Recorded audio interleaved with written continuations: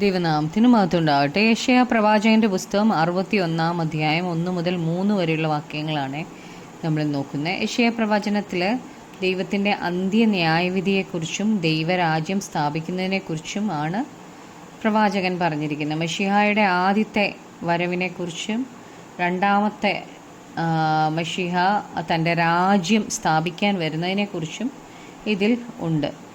1 മുതൽ 3 വാക്യം വരെ വായിക്കുമ്പം, എളിയവരോട് സദ്വർത്തമാനം ഘോഷിപ്പാൻ യഹോവ എന്നെ അഭിഷേകം ചെയ്തിരിക്കുകൊണ്ട് യഹോവയായ കർത്താവിൻ്റെ ആത്മാവ് എൻ്റെ മേലിരിക്കുന്നു.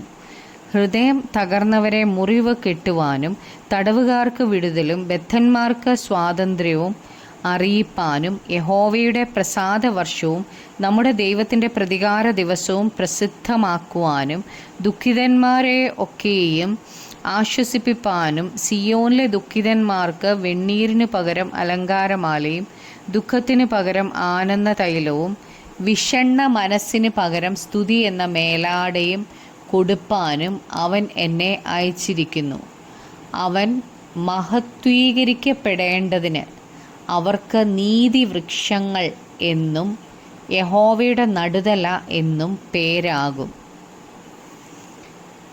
യേശുക്രിസ്തു നസറേത്തിൽ സിനഗോഗിൽ യെശയ്യാ പ്രവചനത്തിൻ്റെ ഈ ഭാഗം, ഈ എളിയവരോട് സദ്വർത്തമാനം ഘോഷിപ്പാൻ യഹോവ എന്നെ അഭിഷേകം ചെയ്തിരിക്കൊണ്ട് യഹോവയായ കർത്താവിൻ്റെ ആത്മാവ് എൻ്റെ മേലിരിക്കുന്നു. ഹൃദയം തകർന്നവരെ മുറിവ് കെട്ടുവാനും തടവുകാർക്ക് വിടുതലും ബദ്ധന്മാർക്ക് സ്വാതന്ത്ര്യം അറിയിപ്പാനും യഹോവയുടെ പ്രസാദവർഷം തൻ്റെ ദൈവത്തിൻ്റെ പ്രതികാര ദിവസം പ്രസിദ്ധമാക്കുവാനും ദുഃഖിതന്മാരെയൊക്കെ ആശ്വസിപ്പാനും ഈ ഭാഗം യേശുക്രിസ്തു സിനഗോഗിൽ വായിച്ചു. തൻ്റെ ഈ ജനത്തിൻ്റെ മുമ്പിൽ ഉറക്ക വായിച്ചു.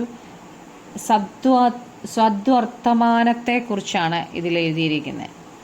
അതായത് നല്ല വർത്തമാനം ആണ് ക്രിസ്തു വായിച്ചതെങ്കിലും കേട്ടവർക്ക് അത് ഇഷ്ടമായില്ല. അവർ മശിഹായെ അംഗീകരിച്ചില്ല. ദൈവത്തിൻ്റെ ജനത്തിന് വേണ്ടിയുള്ള പ്രവചനമാണിത്. എന്നാൽ നാം ഇത് സ്വീകരിക്കുന്നെങ്കിൽ മാത്രമേ നമ്മൾ അനുഗ്രഹിക്കപ്പെടുകയുള്ളൂ. ദൈവത്തിൻ്റെ ആത്മാവ് മശിഹായുടെ മേലിരിക്കുന്നത് എന്തിനു വേണ്ടിയാണ് എന്നാണ് ഇവിടെ പറഞ്ഞിരിക്കുന്നത്. എളിയവരോട് സദ്വർത്തമാനം ഘോഷിപ്പാനും ഹൃദയം തകർന്നവരെ മുറിവ് കെട്ടുവാനും തടവുകാർക്ക് വിടുതലും ബദ്ധന്മാർക്ക് സ്വാതന്ത്ര്യം അറിയിപ്പാനും ആണ്. എളിയവരോടാണ് ഈ സദ്വർത്തമാനം ഘോഷിക്കുന്നത്. എളിയവർ എന്നാൽ താഴ്മയുള്ളവർ എന്നാണ്. തകർന്നവരും നിരാശിതരും പീഡിതരുമാണ് എളിയവർ. നീതി നിമിത്തമാണ് അവർ കഷ്ടം അനുഭവിക്കുന്നത്. അവർ വിശ്വസ്തരായിരിക്കുമ്പോൾ തന്നെ ആണ് അവർ പീഡിപ്പിക്കപ്പെടുന്നത്. അവരോടാണ് ഈ വീണ്ടെടുപ്പിൻ്റെ സദ്വർത്തമാനം ദൈവത്തിന് അറിയിപ്പാനുള്ളത്. ക്രിസ്തുവിൻ്റെ ഒന്നാമത്തെ വരവിൽ ഇവയെല്ലാം വാഗ്ദത്തം ചെയ്തു. രണ്ടാമത്തെ വരവിൽ ഈ വാഗ്ദത്തങ്ങളെല്ലാം നാം പ്രാപിക്കും. ബന്ധിക്കപ്പെട്ടവരെ മശിഹ വിടുവിക്കും. ഹൃദയം നുറുങ്ങിയിരിക്കുന്നവരുടെ മുറിവുകൾ കെട്ടും.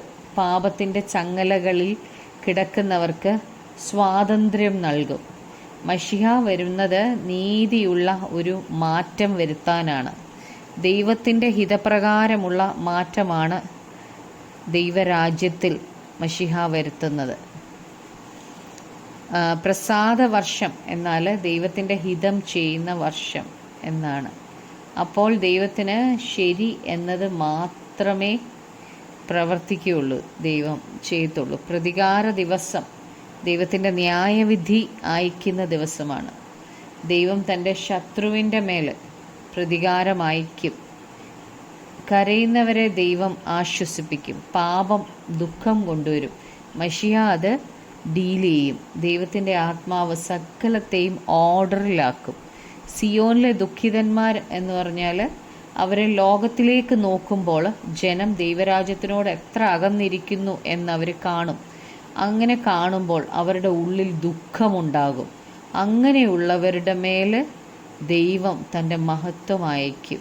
അങ്ങനെ ഇങ്ങനെ ദുഃഖിക്കുന്നവർ ചാരത്തിലിരിക്കുമ്പോൾ അവർക്ക് അതിന് പകരം അലങ്കാരമാലയും ദുഃഖത്തിന് പകരം ആനന്ദ തൈലവും വിഷണ്ണ മനസ്സിന് പകരം സ്തുതി എന്ന മേലാടയും ദൈവം കൊടുക്കും.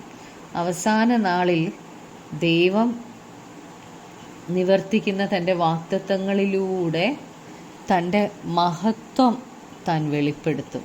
അപ്പോൾ വലിയ മാറ്റം സംഭവിക്കും. ദൈവത്തിൻ്റെ ഇഷ്ടം നമ്മുടെ ജീവിതത്തിൽ നാം പ്രവർത്തിക്കുമ്പോൾ ദൈവത്തിൻ്റെ മഹത്വമാണ് നമ്മളിലൂടെ വെളിപ്പെടുന്നത്. നമുക്ക് പ്രാർത്ഥിക്കാം. കർത്താവായ യേശുവേ, അപ്പാ, അങ്ങയുടെ വചനത്തിൽ പറയുന്ന പോലെ എളിയവരോട് സദ്വർത്തമാനം ഘോഷിപ്പാൻ യഹോവ എന്നെ അഭിഷേകം ചെയ്തിരിക്കുകൊണ്ട് യഹോവയായ കർത്താവിൻ്റെ ആത്മാവ് എൻ്റെ മേൽ ഇരിക്കുന്നു എന്ന് ഞങ്ങൾ വായിക്കുന്നല്ലോ. കർത്താവെ, അങ്ങയുടെ ആത്മാവിനെ ഞങ്ങളുടെ മേൽ അങ്ങ് അയച്ചിരിക്കാൽ നന്ദി പറയുന്നു. കർത്താവെ യേശുവെ, അങ്ങയുടെ ആത്മാവിനെ അനുസരിച്ച് അവസാന ശ്വാസം വരെയും ജീവിക്കുവാൻ ഞങ്ങളെ സഹായിക്കണമേ.